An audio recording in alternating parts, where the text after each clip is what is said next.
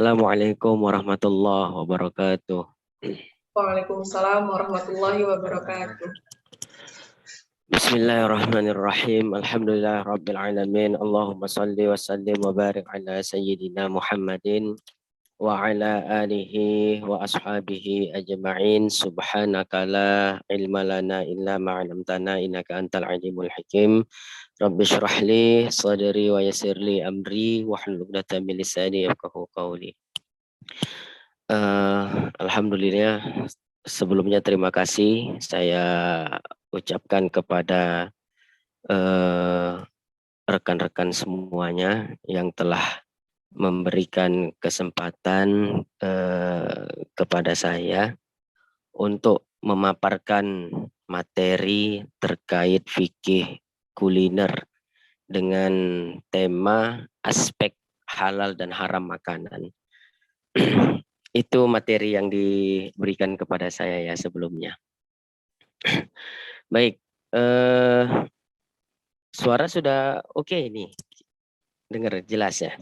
Sudah, Ustaz. Ya, baik. Sering kita mendengar bahwa seorang muslim harus mengkonsumsi ya barang yang halal. Yang sering kita dengar istilahnya halalan thayyiban. Sebagian orang memahami halalan thayyiban dengan arti makanan tersebut adalah makanan yang halal dan baik. Halal lagi baik, itu biasa sering dipahami ya istilah halalan thayyiban dengan makna semisal itu. Nah, memahami makna halalan thayyiban sangatlah penting guna membentuk ya, cara beragama yang bijak di dalam menyikapi berbagai aspek hukum terkait makanan ataupun barang-barang yang dikonsumsi lainnya. Jangan sedikit-sedikit nanti haram, sedikit-sedikit haram tanpa memahami kaidah-kaidah nas-nas Al-Quran dan hadis secara benar. Kemudian berbicara halal dalam perkara makanan atau barang-barang yang dikonsumsi lainnya semisal ya obat-obatan, minuman dan lain sebagainya, maka kita harus dapat memastikan terlebih dahulu bahwa barang atau makanan yang dikonsumsi itu tidak haram zatnya. Kemudian yang kedua, mengkonsumsinya tidak dilarang oleh agama. Terkadang begini, didapati suatu makanan itu halal zatnya. Ya, didapati suatu makanan halal zatnya, tapi agama melarang untuk mengkonsumsinya. Ya, contoh sederhana, buah mangga. Buah mangga itu ya halal secara zatnya. Halal secara zatnya dalam artian nas-nas syariat berupa Al-Quran maupun hadis tidak mengharamkan untuk mengkonsumsinya. Nah, jadi secara zat mangga hukumnya halal. Namun jika mangga tersebut diperoleh dengan cara mencuri, ya maka mengkonsumsinya menjadi haram, dilarang agama. Nah, jadi terkadang kita dapati secara zat makanan tersebut dihukumi halal, syariat membolehkannya, akan tetapi karena memperolehnya dengan cara-cara yang tidak dibenarkan oleh syariat, walhasil mangga yang asalnya halal bisa menjadi haram. Nah, jadi dalam aspek makanan halal dan haram, setidaknya pertama kita harus memastikan zat makanan tersebut adalah makanan yang memang dilegalkan atau dibolehkan oleh syariat untuk mengkonsumsinya. Kemudian yang kedua, syariat memang tidak melarang ya untuk mengkonsumsinya. Jadi zatnya makanan itu kita yakini pertama dia bukan dari sesuatu yang haram. kemudian makanan tersebut tidak dilarang untuk mengkonsumsinya.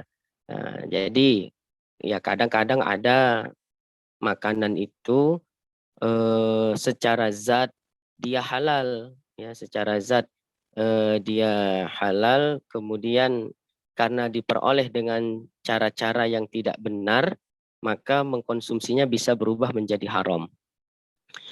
Nah, kalau kita simpulkan, ya dari sini kita memahami bahwasanya haram itu terbagi kepada dua macam. Ya, kalau kita belajar konteks ada namanya ilmu usul fikih, haram itu terbagi kepada dua macam. Yang pertama namanya haram li zatihi, yang kedua haram li aridi. Haram li zatihi itu apa maksudnya? Haram li zatihi itu adalah haram secara zat atau materi bendanya itu memang diharamkan oleh syariat. Konteksnya seperti babi misalnya, kemudian darah atau bangkai. Itu secara materi atau secara zat dari asalnya memang sudah diharamkan oleh syariat itu sendiri. Nah, itu namanya haram lizatihi, seperti firman Allah Subhanahu wa taala terkait pengharaman daging babi, daging darah dan bangkai, yaitu seperti dalam surah Al-Baqarah ayat 173 Allah berfirman, hurrimat alaikumul maitatu waddamu walahmul khinzir. Maaf, surah Al-Maidah ayat 3. Kemudian surah Al-Baqarah ayat 173 Allah Subhanahu wa taala berfirman, innama harrama alaikumul maitata waddama walahmal khinzir. Jadi ini namanya haram lizatihi, sesuatu yang memang syariat sudah mengharamkannya secara materi atau secara zat sejak asal muasalnya memang dari sana haram. Kemudian yang kedua ada namanya haram haram yang bukan secara zatiah. Kalau diistilahkan namanya haram li aridi. Haram li aridi itu apa? Sesuatu yang dia asalnya haram, mungkin ya menjadi haram, ya sesuatu yang hukum asalnya halal, dia berubah menjadi haram, ya. Kenapa bisa berubah menjadi haram? Bisa karena cara membelinya, ya bisa karena cara memperolehnya, atau bisa karena cara mengolahnya, atau sebab-sebab yang lainnya. Nah, jadi kalau kita contohkan haram di aridi ini tadi, dia bendanya itu halal.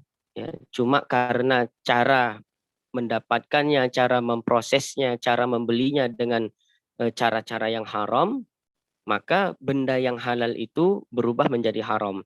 Contohnya tadi mangga, ya buah mangga itu tadi, ya jelas sama-sama kita ketahui mangga itu hukumnya adalah halal.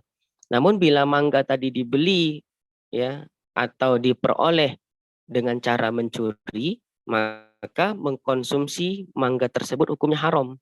Nah, haramnya bukan karena mangganya itu yang haram, bukan karena zat dari mangga itu yang haram, tapi disebabkan karena memproses, ya, cara memperoleh daripada mangga tadi yang tidak dibenarkan syariat. Nah, contoh-contoh semisal ini disebut nama istilahnya adalah haram li aridi. Jadi kalau haram li zatihi, yaitu sesuatu yang memang syariat sejak asal muasalnya memang sudah menghukumkannya haram. Seperti contoh daging babi, misalnya syariat jelas-jelas dari asal daripada daging babi itu memang hukumnya adalah haram. Itu disebut dengan istilah haram li zati. Sementara haram li aridi, sesuatu yang asalnya adalah halal berubah menjadi haram disebabkan karena faktor-faktor semisal ya proses mendapatkan barang tersebut dengan cara-cara yang tidak dibenarkan oleh syariat. Nah, kemudian makanan yang dikonsumsi, maaf suaranya jelas apa enggak kira-kira moderator? Ini jelas Ustadz tadi. Jelas ya, jelas ya. Jelas Ustadz. Baik, kita lanjutkan. Saya berapa menit untuk memaparkan materi kira-kira? Sampai 10.40 Ustadz. Masih ada 32. 10.40. Oh ya, siap. Nanti sisanya diskusi ya. Ya, ada tanya jawab. Untuk sebelumnya penjelasannya bisa dipahami ya. Alhamdulillah sudah. Karena saya khawatir takutnya koneksi terputus-putus. Baik. Saya simpulkan tadi untuk penjelasan saya yang pertama bahwasanya aspek makanan itu berbicara halal ya dalam perkara makanan itu ada dua hal yang perlu kita perhatikan. Yang pertama aspek halalnya secara zatiah, artinya makanan yang memang dikonsumsi itu memang halal secara zatnya. Kemudian halal secara kemudian perlu diperhatikan juga cara memperoleh makanan itu juga harus kita pastikan dengan cara yang halal.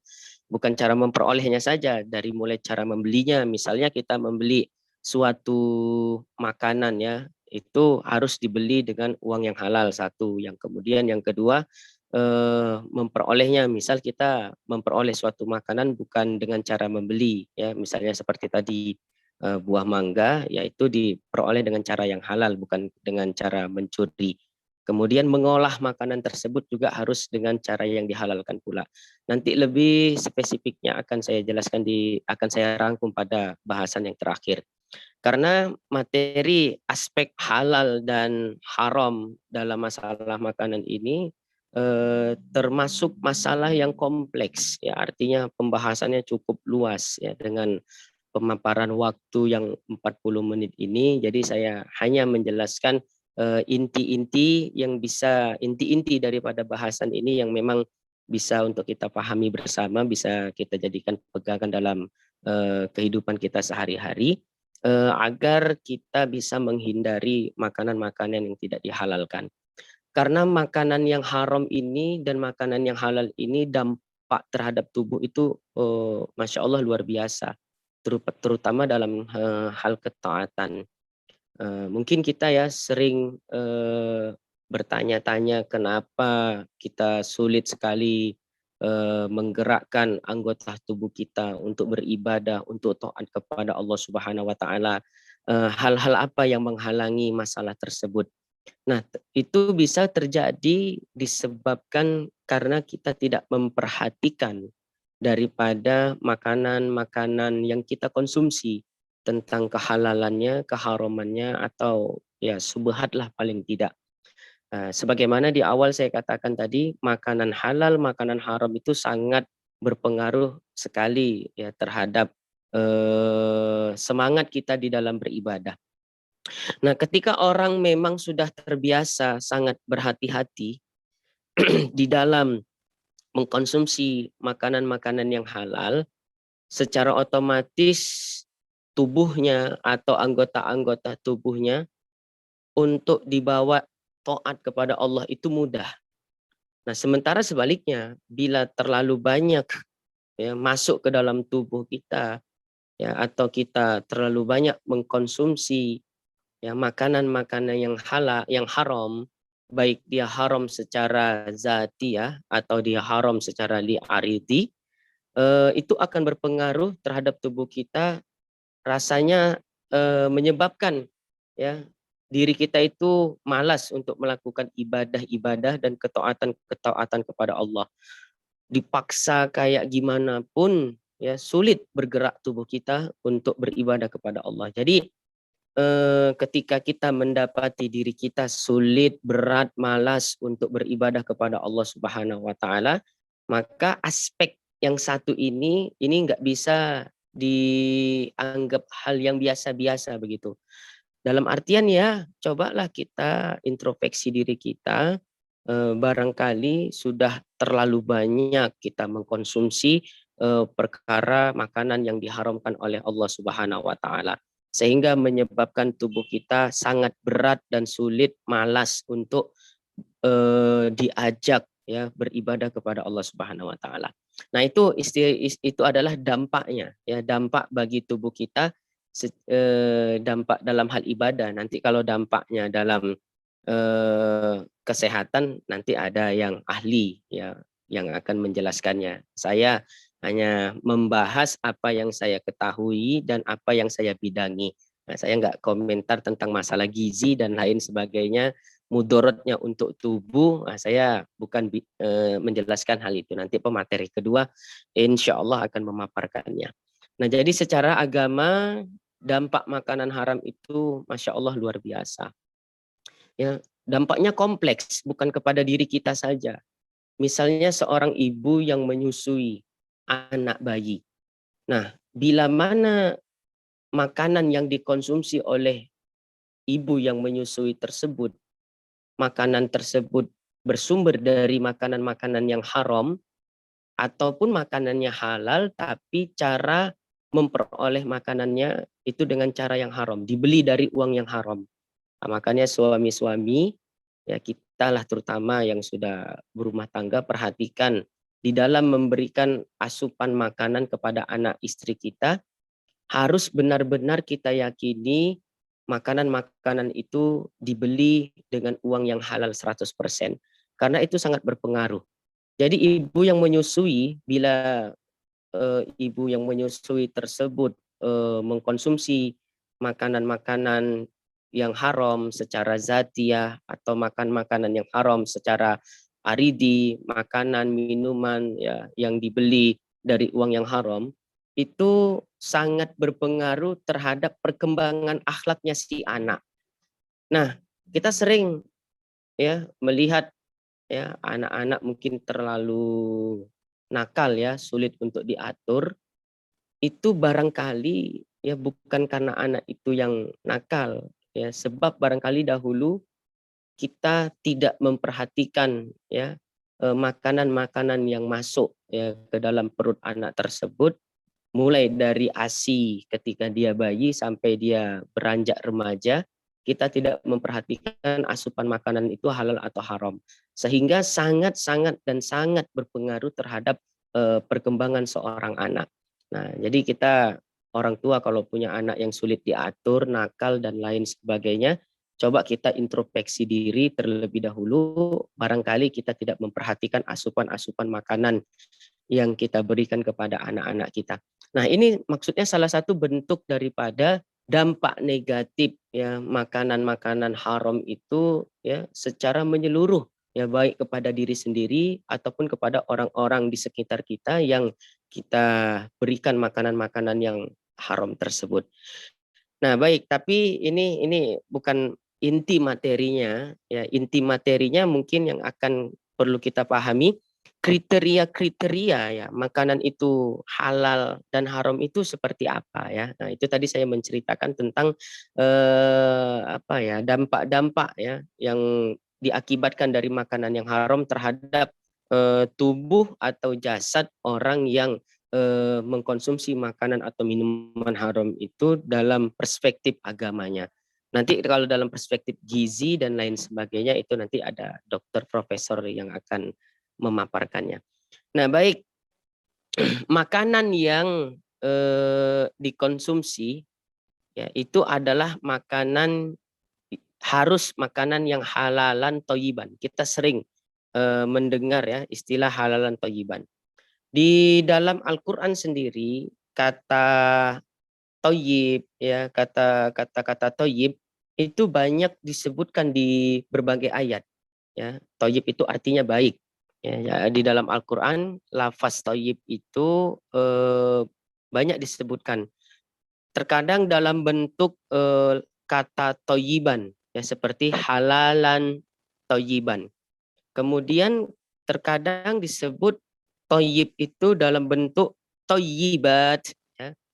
Seperti di dalam ayat kul uhillalakum at-toyibat di dalam Al-Quran surah Al-Maidah ayat 4. Katakanlah ya kepada mereka uhillalakum toyibat, dihalalkan bagi kalian at-toyibat ya perkara-perkara makanan yang baik. kemudian kata toyib ini juga disebutkan di dalam Al-Quran dengan lafaz at-toyibah. Jadi di dalam Al-Quran itu kata toyib itu ada 3, terkadang disebut dengan bentuk at-toyiban, seperti di dalam ayat, ya ayuhan nas, wahai manusia, kulu mimma fil ard, makanlah oleh kalian apa-apa yang ada di bumi, halalan toyiban. Nah, jadi kata toyib di dalam ayat ini ya berbentuk lafaz toyiban. Terkadang juga dengan lafaz at-toyibat, terkadang juga dengan lafaz at-toyibah, yang semuanya itu maknanya sama. Kata toyiban sendiri merupakan derivari ya dari kata taba yatubu ya, taba yatibu ya, maaf, taba yatibu toyiban, yang artinya suci, bersih, dan enak. Nah, halalan toyiban ini inti materinya ya, yang akan kita bahas pada kesempatan ini. Inti materinya adalah halalan toyiban ya, itu yang akan kita ulas pada kesempatan yang berbahagia ini. Terkait makanan yang halalan toyiban, sebagaimana termaktub di dalam Al-Quran surah Al-Baqarah ayat 168, Allah Subhanahu wa taala berfirman, ya ayyuhan nas, kulu mimma fil ard, wahai manusia, kulu mimma fil ard, ya, makanlah oleh kalian sesuatu apa-apa yang ada di bumi, yang mana makanan itu halalan toyiban. Jadi kita diperintahkan Allah Subhanahu wa taala untuk mengkonsumsi makanan yang halal. Bukan hanya halal tapi toyiban, halalan toyiban. Nah, terkait kata toyib atau toyiban atau toyibat atau toyibah ya, ulama tafsir khususnya memiliki ragam pendapat terkait makna toyib tersebut.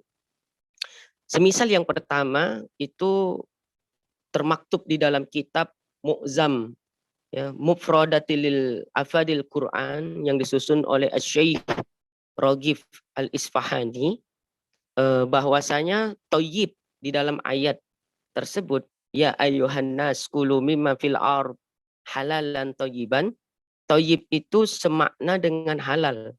Nah, jadi toyib itu artinya halal. Nah, dalam ayat tadi sudah disebutkan kata halalan, toyiban. Kenapa toyib diartikan halal juga? Berarti terjadi pengulangan kata halal di dalam ayat itu. Ya ayuhan nas kulu mimma fil ardi halalan toyiban. Nah, toyiban itu menurut Syekh Raghib Al-Isfahani, beliau menafsirkan toyib itu dengan makna halal juga.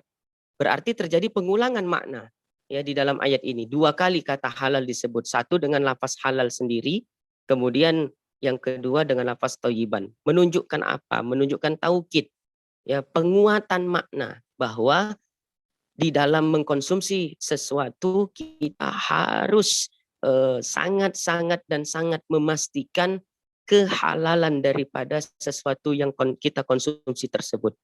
Nah, jadi terjadi pengulangan makna halalan di dalam ayat ini, diulang sebanyak 2 kali. Satu dengan lafaz halal itu sendiri, kemudian yang kedua dengan lafaz toyiban, memberikan penguatan makna bahwasanya kita harus benar-benar sangat-sangat memperhatikan makanan-makanan yang kita konsumsi kehalalannya. Itu penegasan ya, terjadi penegasan di dalam ayat ini untuk benar-benar memperhatikan makanan yang kita konsumsi. Makanya halal ya, kata halal di dalam ayat ini diulang sebanyak 2 kali.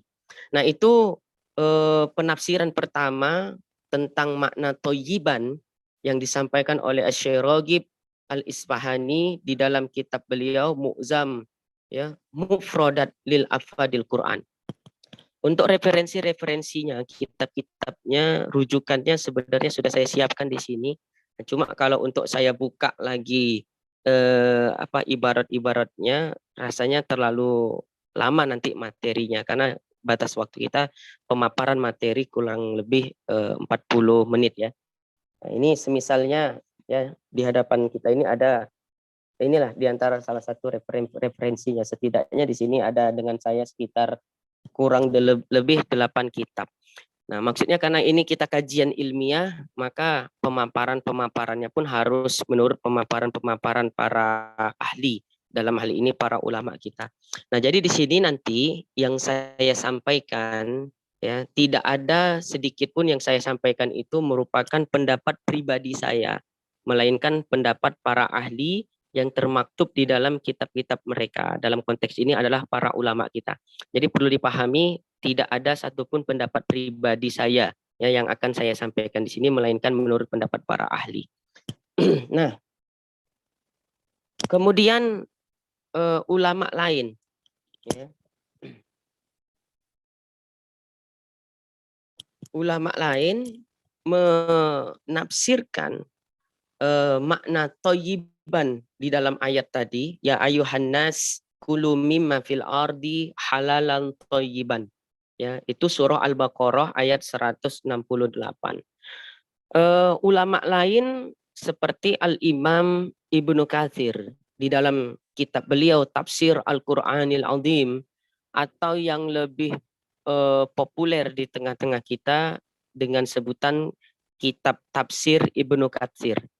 Beliau menafsirkan lafaz thayyiban di dalam ayat tersebut halalan thayyiban, maksudnya adalah makanan yang dikonsumsi tidak membahayakan tubuh, ya, tidak membahayakan akal dan tidak membahayakan jiwa, tidak menimbulkan mudorot, ya, tidak menimbulkan bahaya untuk tubuh kita, tidak menimbulkan mudorot atau bahaya untuk akal kita, tidak menimbulkan bahaya atau mudorot untuk jiwa ataupun nyawa kita. Semisalnya minuman yang kita konsumsi, kenapa khamr, minuman keras, ya, itu diharamkan oleh Allah Subhanahu wa taala? Sebab khamr itu dapat menyebabkan mudorot, ya, atau membahayakan akalnya seseorang, ya, dengan sebab dia minum minuman yang beralkohol menyebabkan dia mabuk, berarti akalnya rusak. Makanya oleh sebab itu kenapa tadi minuman keras itu diharamkan oleh Allah Subhanahu wa taala. Kemudian kenapa juga diharamkan narkoba, ya, narkotika, narkoba dan sejenisnya. Kalau kita cari dalil-dalil pengharaman tentang mengkonsumsi narkoba ini, baik di dalam Al-Qur'an maupun di dalam hadis, kita tidak menemukan dalil-dalil yang secara spesifik mengharamkan narkoba, ya. Apa hukum narkoba? Haram kita katakan. Kemudian mana dalilnya? Dalilnya nggak ada di Al-Quran, tidak ada di dalam hadis. Dalil yang secara spesifik, yang secara soreh, terang, gamblang, ya, mengharamkan pengkonsumsi daripada narkoba tadi. Nah, lantas dari mana narkoba itu bisa dihukumi haram? Sebab narkoba memiliki sifat-sifat yang sama dengan minuman keras, yaitu bisa menyebabkan rusaknya akal orang yang mengkonsumsi narkoba. Nah, kalau kita cari dalil pengharaman meminum daripada minuman keras, itu di dalam Al-Quran ada beberapa ayat dalil-dalil yang menyebutkan tentang keharaman mengkonsumsi minuman keras. Nah, narkoba dihukumi haram, ya, memang di dalam Al-Quran dan hadis tidak ada dalil yang secara spesifik mengharamkannya. Akan tetapi karena dari sisi sifatnya sama seperti dengan khamr, yaitu sama-sama menyebabkan hilang akal, maka narkoba itu dihukumi haram. Dalilnya adalah kias. Hal yang semisal ini namanya kias, disebut dalam istilah fikih kias, yaitu pengharaman hukum mengkonsumsi narkoba, pengharamannya disamakan dengan pengharaman minuman keras, yang mana minuman keras itu terdapat dalil larangannya di dalam Al-Quran. Nah, ini maksudnya saya ingin menjelaskan aspek kedua kenapa makanan itu halal ataupun haram. Pertama, perlu dilihat makanan yang dikonsumsi tidak menyebabkan atau tidak menimbulkan mudorot, ya, atau bahaya untuk akal. Dan jadi sekiranya makanan-makanan yang dikonsumsi atau minuman-minuman yang dikonsumsi berakibat membahayakan untuk akal seseorang, maka makanan itu bisa dihukumi haram. Seperti contoh tadi minuman keras. Kenapa haram? Sebab bisa membahayakan, menyebabkan mudorot terhadap akalnya orang yang minum daripada khamr tadi. Narkoba juga demikian. Kenapa haram? Padahal di Al-Quran, di Sunnah, di hadis tidak ada dalil yang secara spesifik mengharamkan narkoba. Nah, jadi diharamkannya narkoba karena memiliki sifat-sifat yang sama dengan minuman keras, yaitu dapat menyebabkan bahaya atau mudorot untuk akal yang orang yang mengkonsumsinya. Nah, kemudian makanan yang dikonsumsi itu tidak membahayakan untuk tubuh. Kira-kira makanan yang dikonsumsi itu sekiranya menimbulkan mudorot atau bahaya untuk tubuh orang yang mengkonsumsi, semisalnya menyebabkan sakit perut dan lain sebagainya. Nah, itu hukumnya bisa jadi haram. Semisalnya ya, orang yang terkena diabetes ya. Kalau kita apa ya, sakit gula atau apa istilahnya. Nah, dia tidak diperkenankan untuk mengkonsumsi makanan-makanan ya yang mengandung banyak gula atau apa istilahnya, mungkin kawan-kawan dari kedokteran lebih paham istilah-istilahnya tersebut. Namun di sini yang ingin saya sampaikan adalah substansinya. Istilahnya saya kurang paham, harap dimaklumi lah. Intinya orang yang memiliki atau mengidap sakit diabetes itu kan jelas tidak dibolehkan banyak mengkonsumsi makanan-makanan yang mengandung kadar gula yang tinggi ya, kurang lebih seperti itu. Nah, misalnya nasi ya, menurut tenaga ahli banyak mengandung kandungan gula. Nah, nasi itu kan hukumnya halal sebenarnya, tapi bila dikonsumsi terlalu banyak bagi orang yang mengidap penyakit diabetes, berarti kan nasi tadi bisa menimbulkan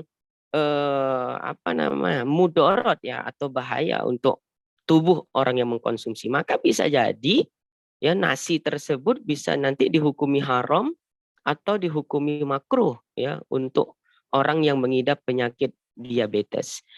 Atau contoh relevan ya daripada bahasan ini, bagaimana semisalnya mengkonsumsi makanan-makanan yang berformalin.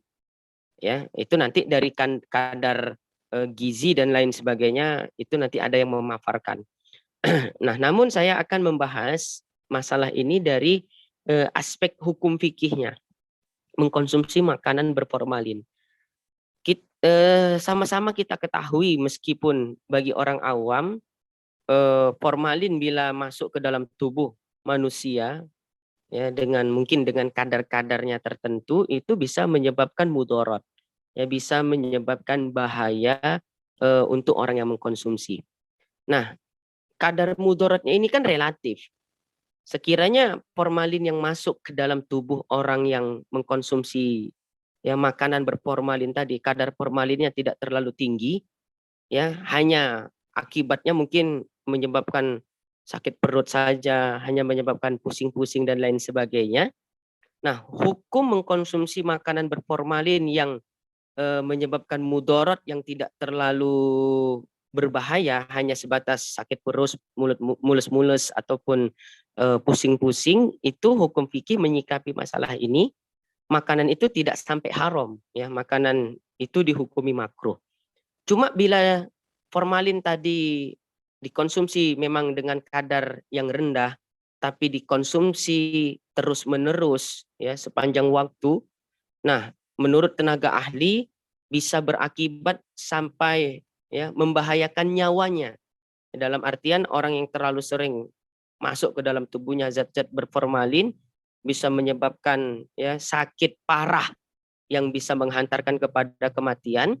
Ulama sepakat ya mengkonsumsi makanan berformalin yang semisal itu yang mengakibatkan mudorot yang besar seperti itu hukumnya haram.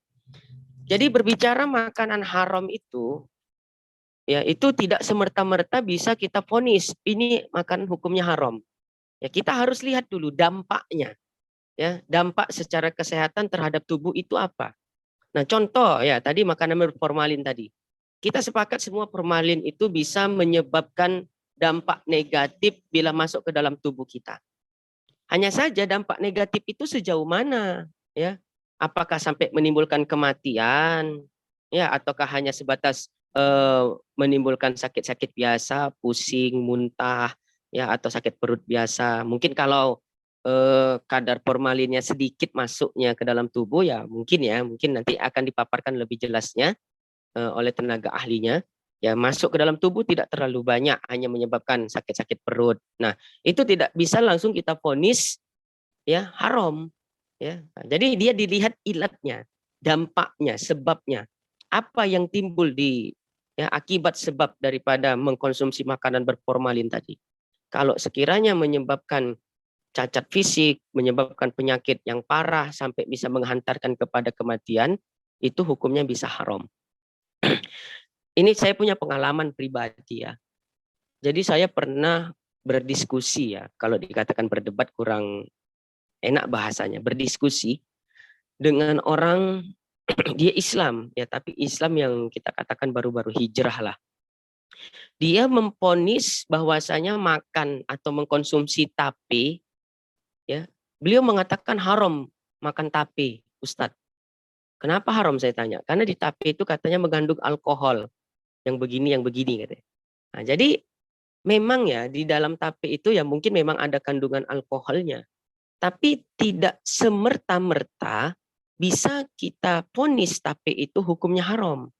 Nah, ketika mengkonsumsi tape itu kita lihat dulu dampak apa yang bisa ditimbulkan bagi orang yang mengkonsumsi tape tadi.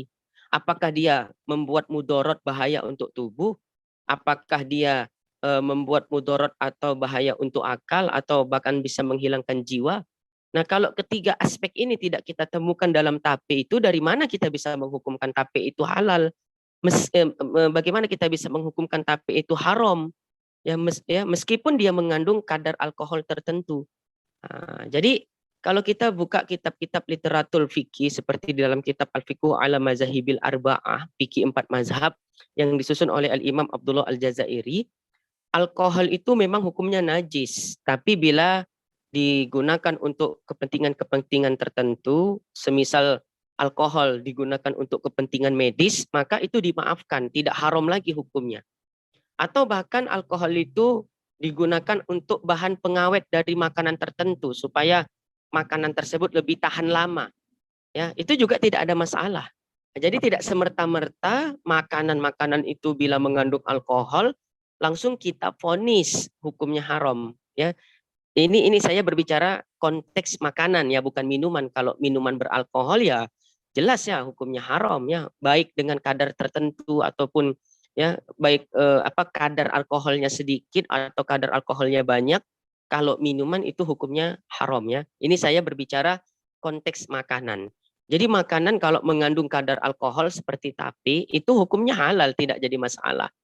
Ya, kecuali bila mengkonsumsi tape terlalu banyak bisa menyebabkan mudorot untuk orang tersebut, maka bisa berubah hukum mengkonsumsinya menjadi makruh ataupun bisa berubah bahkan menjadi haram. Nah, kenapa nggak tegas saja Ustadz harus diharamkan? Nah, tadi saya jelaskan di awal, ya tidak bisa semerta-merta kita menghukumkan sesuatu itu haram. Ya kita harus melihat terlebih dahulu dampak-dampak yang ditimbulkan daripada makanan-makanan yang kita konsumsi tersebut. Nah, jadi alkohol tadi kalau semisalnya dikonsumsi untuk kebutuhan medis itu tidak ada jadi masalah, boleh. Sepakat 4 mazhab hukumnya boleh. Ya termasuk juga penggunaan daripada alkohol itu semisal untuk pengawet makanan itu juga boleh. Tapi dalam konteks untuk minuman itu tidak dibenarkan ya, karena bisa menyebabkan mabuk dan bisa berbahaya untuk akal. Nah baik, itu sudah 2 ya, karena waktu kita terbatas, saya lanjutkan sedikit lagi. Kemudian halalan thayyiban, ya ayuhan nas, Allah berfirman, ya ayuhan nas kulu mimma fil ardi halalan thayyiban. Tadi udah 2 saya jelaskan, terakhir dari kitab tafsir Al-Qur'anil Azim yang dipaparkan oleh Al-Imam Ibnu Katsir. Kemudian makna thayyiban yang ketiga yaitu makan dan minuman yang dikonsumsi itu pertama dinilai enak dan layak untuk dikonsumsi.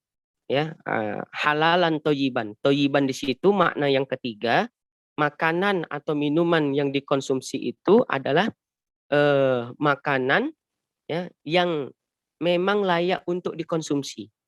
Ya, di sekitar kita banyak ya makanan-makanan yang halal secara zatiah, namun tidak layak untuk dikonsumsi.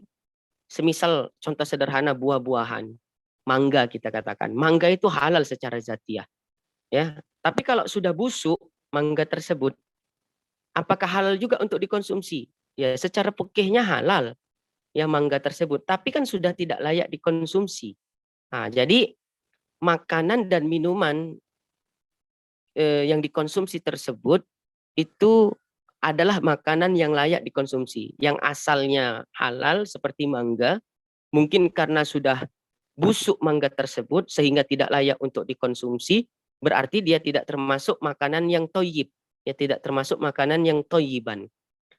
Penafsiran ketiga ini itu disampaikan oleh Al-Imam Ibnu Jarir At-Tabari di dalam kitab beliau Tafsir Jami'ul Bayan fi Ta'wilil Quran, ya. Ini kitabnya ada di hadapan kita.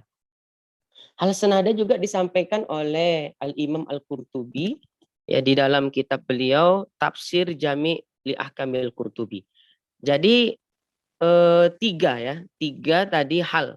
Ya, ada 3 hal penafsiran dari ulama terkait lafaz halalan toyiban di dalam Al-Quran surah Al-Baqarah ayat 178 misalnya, dan di dalam ayat-ayat yang lain. Jadi ada 3. Yang pertama, toyib di situ maknanya adalah halal. Ya. Kemudian yang kedua, toyiban atau toyib di dalam ayat tersebut maknanya adalah makanan yang dikonsumsi tidak menimbulkan mudarat atau bahaya untuk tubuh, untuk akal, dan untuk jiwa. Kemudian yang ketiga, makanan yang dikonsumsi ya adalah makanan yang memang layak untuk dikonsumsi.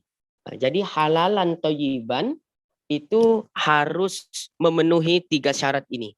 Ya, makanannya halal secara zatiah, ataupun kita harus memastikan makanan itu halal secara zatiah, dan juga memang ya halal secara aridi.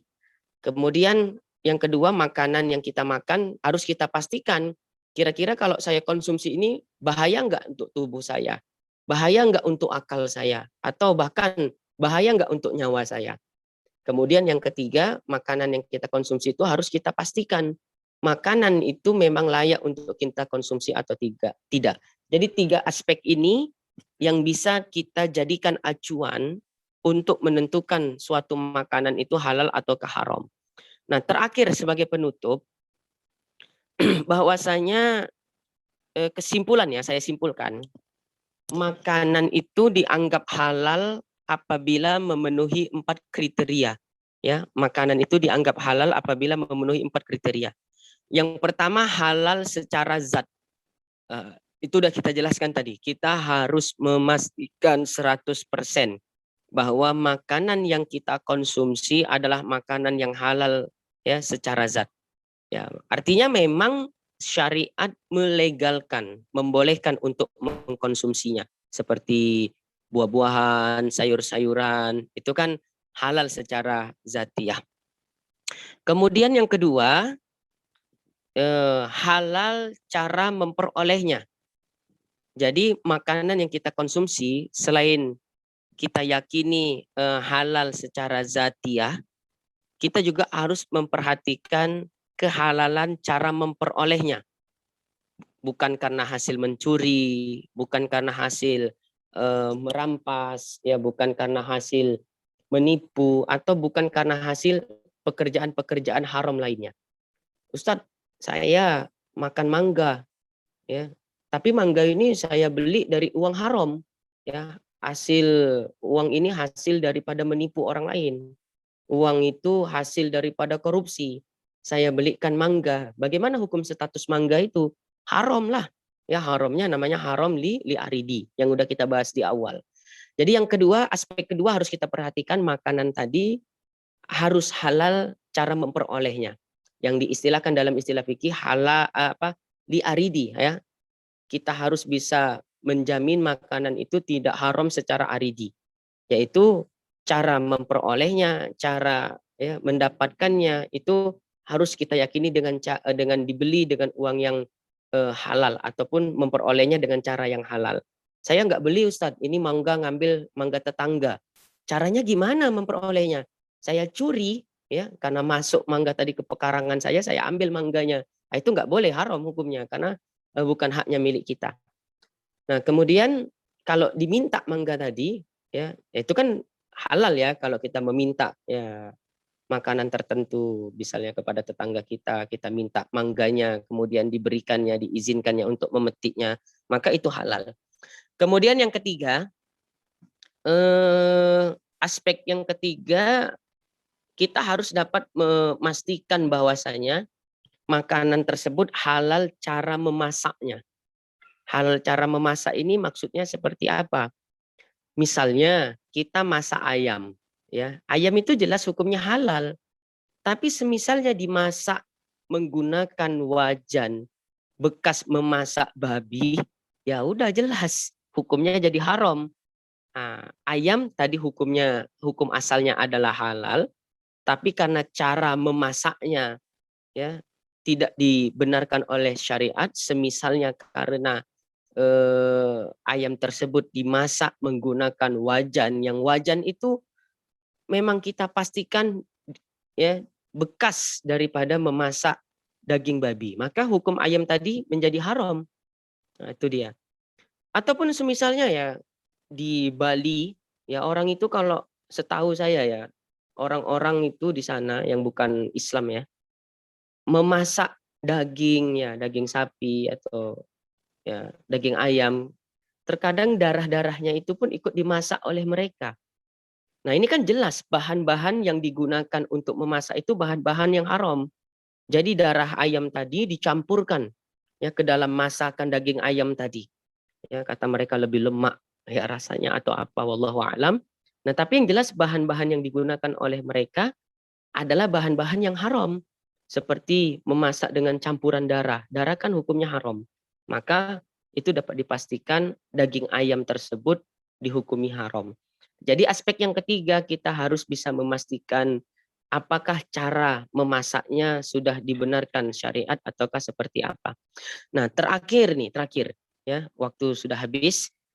Kita harus memastikan disajikan dengan cara yang halal. Maksudnya apa? Makanan tadi disajikan dengan cara yang halal itu seperti apa?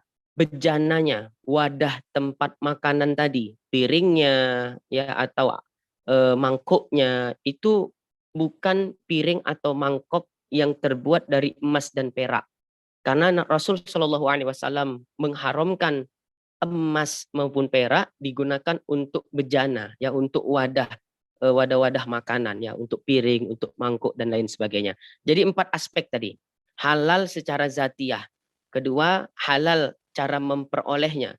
Kemudian halal cara memasaknya. Dan yang ketiga, disajikan dengan cara yang halal pula.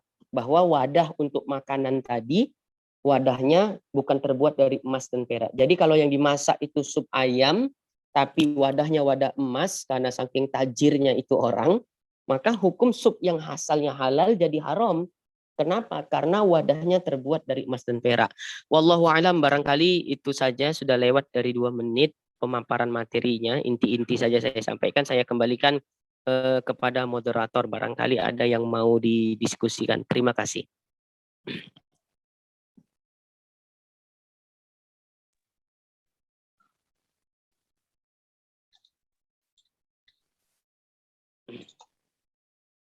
Silakan untuk moderator, mana ada diskusi atau bagaimana? Baik Ustadz, terima kasih kepada Ustadz atas penyampaian materinya yang insya Allah bermanfaat bagi kita semua. Selanjutnya ialah sesi tanya jawab. Kepada para peserta yang ingin bertanya, dipersilakan untuk raise hand atau menuliskan pertanyaannya di kolom chat Zoom dengan format yang telah kami kirimkan. Baiklah Ustadz, di kolom chat Zoom ini sudah ada pertanyaan dari Kak Siti Afra.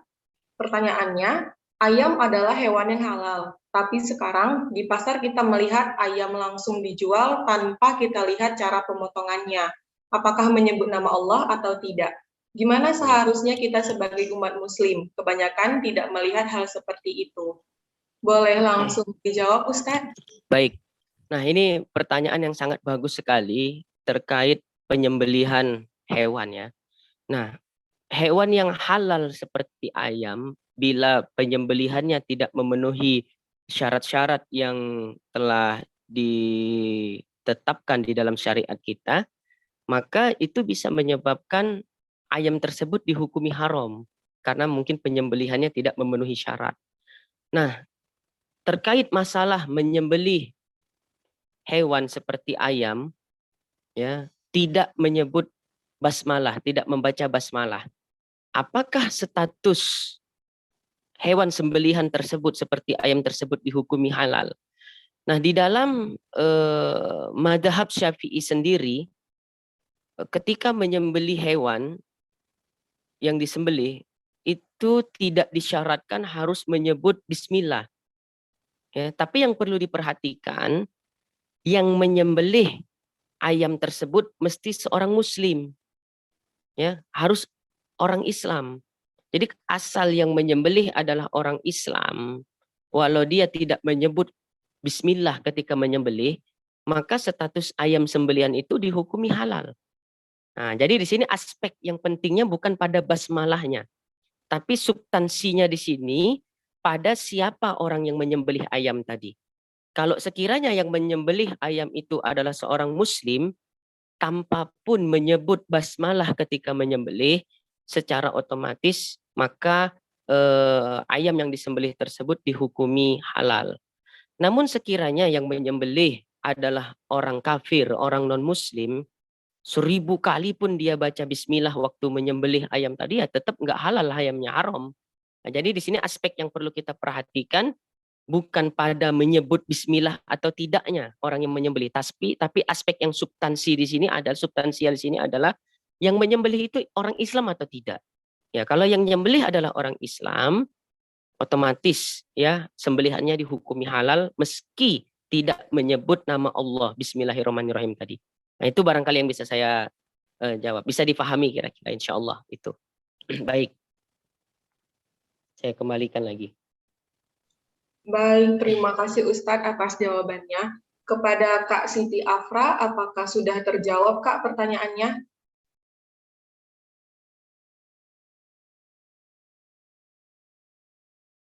Baik, sepertinya sudah ya Kak. Baiklah, sebelum lanjut ke pertanyaan selanjutnya, pemateri kedua kita telah hadir, yaitu Prof. Dina. Assalamualaikum Prof, selamat bergabung. Waalaikumsalam warahmatullahi wabarakatuh. Assalamualaikum Ustadz. Waalaikumsalam warahmatullahi wabarakatuh, Ibu Dokter. Insya Allah. Baik, Prof. Baiklah, untuk selanjutnya pertanyaan kedua ada dari peserta Aditya Nafis Farhan yang telah raise hand. Kepada Aditya, dipersilakan untuk on mikrofonnya. Baik, sebelumnya terima kasih Pak atas kesempatannya dan Iya. materi yang sudah diberikan Ustadz juga. Pertanyaan saya adalah, misalnya nih Ustadz, ada seorang intel yang beragama Islam sedang menyamar di suatu tempat makan yang semua menunya itu makanan haram. Misalnya contohnya itu ada B2, minuman keras dan lain-lain, dan dia tetap makan agar penyamaran itu tidak ketahuan. Bagaimana menurut pendapat Ustaz? Sebelumnya terima kasih. Iya, baik. Tadi pertanyaannya kurang lebih yang saya tangkap ya, karena agak putus-putus suaranya tadi. Seorang intel ya yang menyamar ya untuk mengawasi keadaan tertentu, ya dia masuk ke rumah makan orang non muslim, dia seorang muslim nih ya intelnya. Kemudian di situ untuk mensukseskan penyamarannya, dia pun berbaur dengan orang-orang di sekitar itu, termasuk dia juga mengkonsumsi ya daripada makanan haram tadi atau minuman haram, seperti mengkonsumsi daging babi ataupun minum-minuman keras. Bagaimana syariat Islam menyikapi masalah ini? Nah, pertanyaannya begini ya. Di dalam Islam ya, dalam masalah ini dia ada sebuah kaidah ya fikih yang berbunyi ad-daruratu tubihul mahzurat. Itu kaidahnya. Yang artinya keadaan darurat membolehkan kita untuk melakukan sesuatu yang dilarang. Keadaan darurat membolehkan untuk kita melakukan atau bahkan mengkonsumsi sesuatu yang diharamkan Allah Subhanahu wa taala. Nah, itu kaidahnya. Berdasarkan firman Allah, yu'assiru wala tu'assir. Itu dalil daripada kaidah ad-daruratu tubihul mahzurat. Keadaan darurat membolehkan kita melakukan perkara yang dilarang. Nah, masalahnya konteks intel tadi, apakah dia sudah masuk kepada tahap darurat ataukah belum? Kan itu yang jadi masalah kita. Nah, darurat itu apa sih? Jadi kalau di dalam fikih ada istilah darurat, ada istilah hajat, ada istilah uzur ya. Di dalam kitab Ghoyatul Wusul karya Imam Zakaria Al-Ansari terkait masalah bab usul fikih, darurat itu apa? Sesuatu yang sangat dibutuhkan seseorang.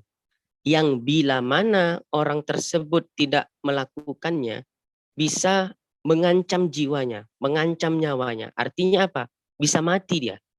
Ya contoh misalnya gini, ada orang tersedak, ya tersedak daging, ya daging kambing kita katakan. Kebetulan orang yang tersedak itu kan sangat-sangat membutuhkan air untuk minum. Ternyata di sekitar dia tidak didapati air putih, ya, yang ada hanya khomer, kita katakan tua. Di sekitar dia hanya ada tua, nggak ada minum air mineral.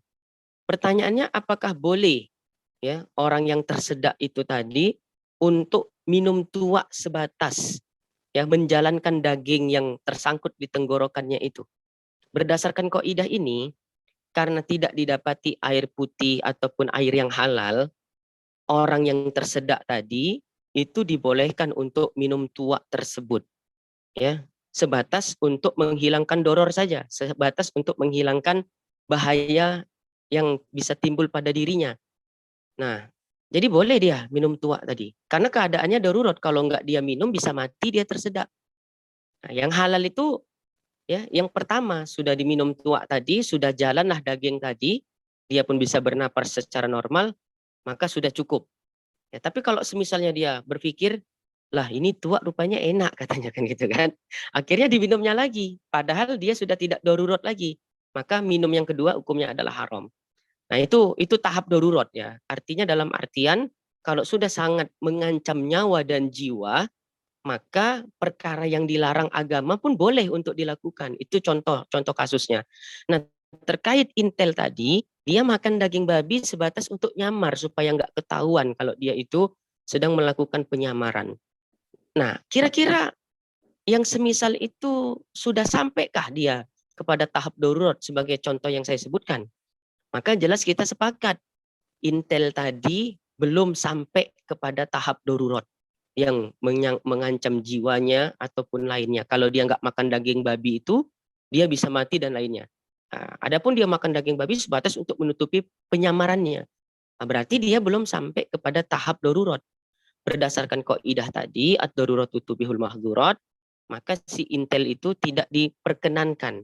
Dalam artian tidak boleh atau haram untuk mengkonsumsi daging babi tadi ataupun minum khamar dengan alasan penyamaran. Itu tidak dibenarkan oleh syariat. Kenapa demikian? Karena dia belum sampai tahap darurat. Berbeda dengan orang yang tersedak tadi. Ya, kalau nggak segera minum, dia mati. Ternyata air nggak ada. Yang ada hanya minum tua, air tua di situ. Tua itu kan haram. Nah, tapi karena supaya dia selamat nyawanya, tetap hidup, mau nggak mau dia harus minum tua tadi. Nah, dalam hal itu dibolehkan di dalam syariat.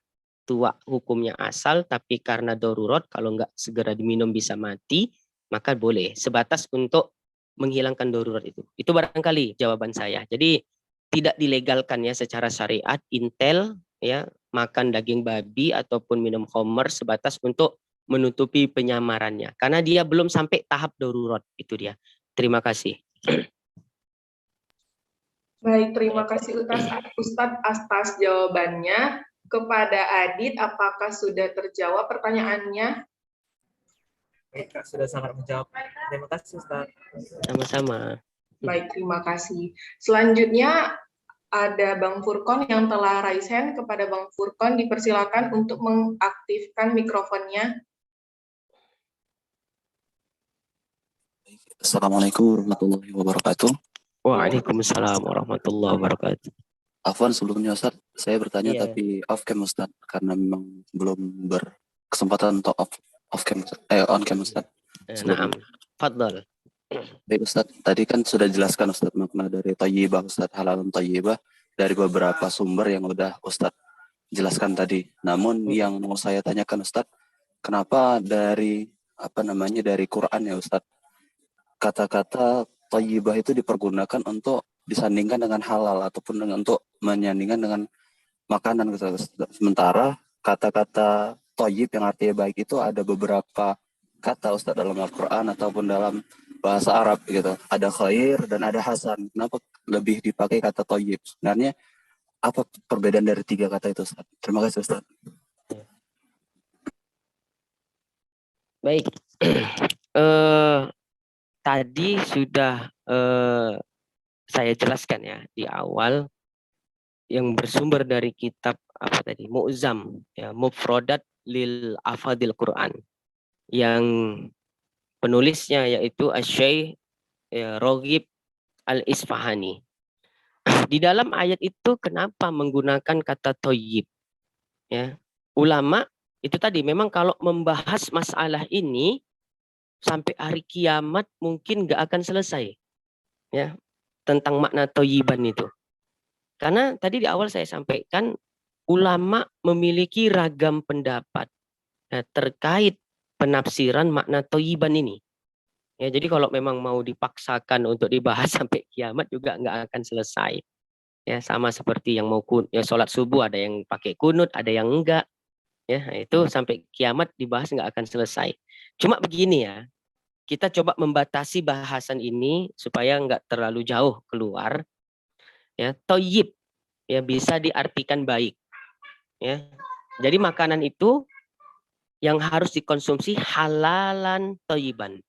Makanannya harus halal juga thayyib, juga baik. Baik maksudnya apa? Baik untuk ya, kesehatan tubuh kita. Ya, bukan sebaliknya, makanan yang dikonsumsi tadi bisa mudorot untuk tubuh kita. Ya, jadi makanan yang bagus itu apa? Yang dia halal secara zatiahnya ataupun cara memperolehnya juga thayyib, juga bagus untuk tubuh kita, kesehatan kita. Nah, dari sini kita bisa memahami bahwa tidak semua makanan halal itu thayyib. Nah, tidak semua makanan halal itu thayyib, tidak semua makanan yang halal itu baik. Ya, contohnya tadi saya sebutkan, orang yang mengidap penyakit diabetes, ya, makan nasi terlalu banyak misalnya.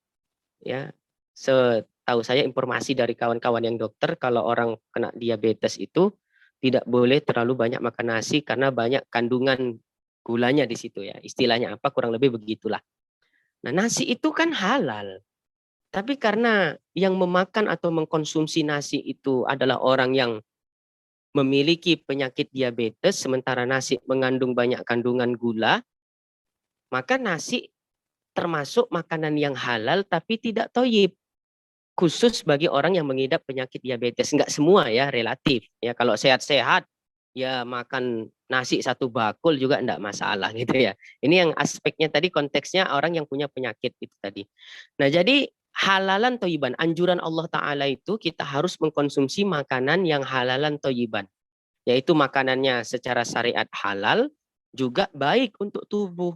Nah, ini nanti bidang yang akan menjelaskan, insya Allah profesor nanti pemateri kedua yang akan menjelaskan aspek ya gizi-gizi yang terkandung di dalam makanan itu. Jadi kesimpulan singkatnya itu aja ya untuk sementara waktu, bahwasanya diupayakan untuk kita mengkonsumsi makanan jangan hanya memperhatikan aspek halalnya saja, tapi kita juga harus memperhatikan aspek thayyibnya, baik enggak untuk kesehatan tubuh kita. Ya, karena itu tadi kembali ke asal bahasan, sesuatu yang bisa buat mudorot, bahaya untuk tubuh, untuk akal, untuk kesehatan kita, itu nanti hukumnya bisa berubah. Ya, yang halal bisa jadi haram ataupun makruh. Baik, itu aja barangkali yang bisa saya jawab. Saya kembalikan ke moderator.